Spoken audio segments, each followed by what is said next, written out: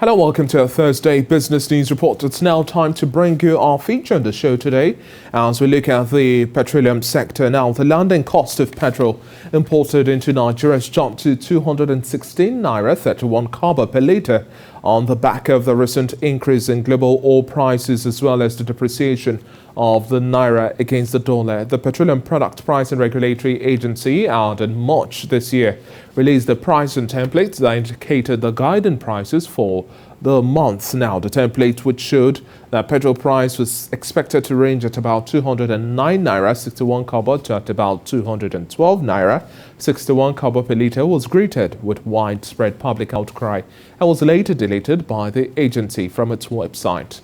Now, the pump price of petrol has so far remained at about 162 and 165 naira per litre across many filling stations in Lagos and other filling stations in other parts of the country since December last year.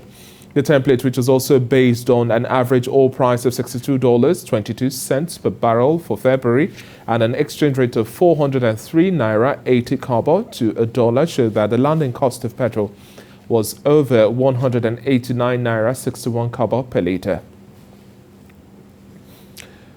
Joining me now to discuss this development and much more, I have Energy Editor, New Telegraph, Adiola Yusuf. Good to have you on the breakfast show this morning. My pleasure.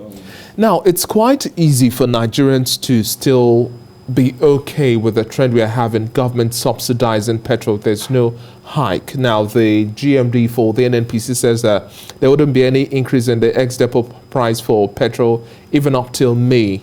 But it does not necessarily make economic sense in the sense that when we're looking at the volume we're paying for subsidy, unaccounted for in the 2021 budget, the question is, where is this money coming from? How is the government able to fund it? So it's okay to understand that Nigerians, the pinch is being eased a little bit, but where is the money coming from? The end must justify the means, don't you think? Okay, thank you so much. A quick background into the statement by the GMD of NNPC, Malam Mele Kolokliari. You recall that before he made the statement of saying that there is an embargo on hike in the fuel price, he had said earlier at a meeting with the president that it is not sustainable. It's not sustainable, subsidizing the product.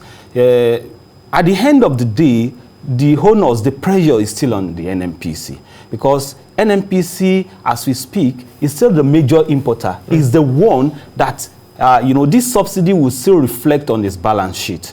And every time the NNPC, has been, crying that this thing is eating deep into their purse. But one thing we should understand about this system is that in the entire value chain, there is, I've said it earlier on this program, I've been saying it on so many other programs, there is a trust deficit.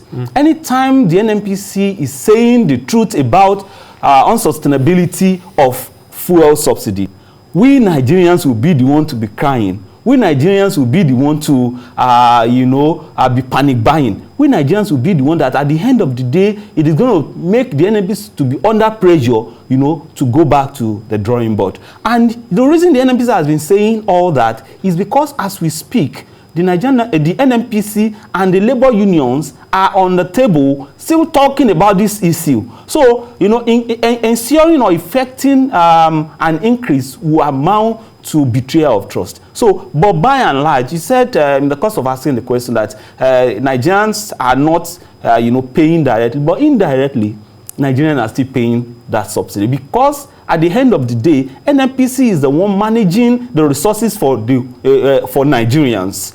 It's managing it for Nigeria. It's managing it for Nigerians. If NNPC is not coming out profitable, at the end of the day, it's still going to affect everyone in the country. So the truth of the whole matter is that it doesn't make any sense subsidizing the petroleum product. It doesn't make any sense. It doesn't make any sense. The only way it's going to make sense is if we have cushions. Now, we have stronger investment in terms of transportation, our road infrastructure, and other areas of the economy just to balance the equation so that even if we're feeling the pinch, there's some cushion that, okay, subsidy is removed, then we still have to have other things working. But now let's also talk about the reality on ground for other marketers in the market at this point in time, their licenses are just laying there, inactive. You can't have a landing cost pegged at the current price and then you now have your pump price not translate to that. It does not make any profitable sense. So they're literally out of business. They form well over 60 to 70% of the filling stations across the country. Okay, foundationally, because of the arrangement on ground, there is no marketer that who, with his bright senses, that will be able to import the product at a very higher price. And at the end of the day, we sell it at lower. But it doesn't, there is nowhere in this space called heart that you can see that.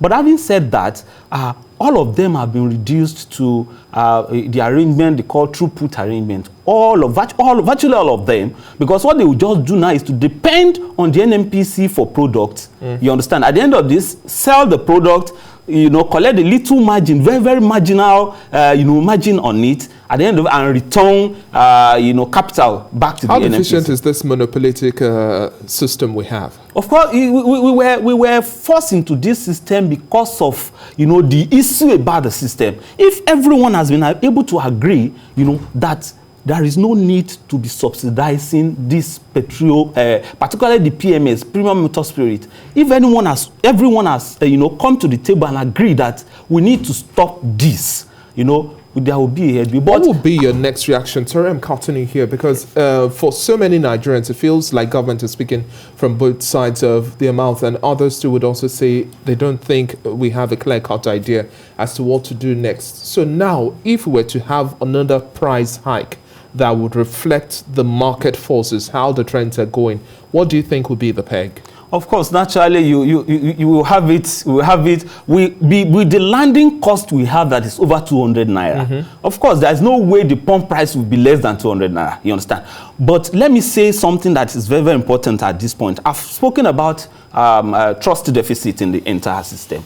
Immediately, we have an announcement. Even if you see an headline in a newspaper, you understand, about NNPC talking about unsustainability of that subsidy again, immediately you see people queuing up. Immediately you see filling stations, shutting their gates against people. Immediately you see the entire system, turning upside down. It shows that there is, serious trust deficit in the entire system. We will blame the government. We have, part of the shares of the blame too. Those that are buying, the customers, all of us, we don't trust the filling stations.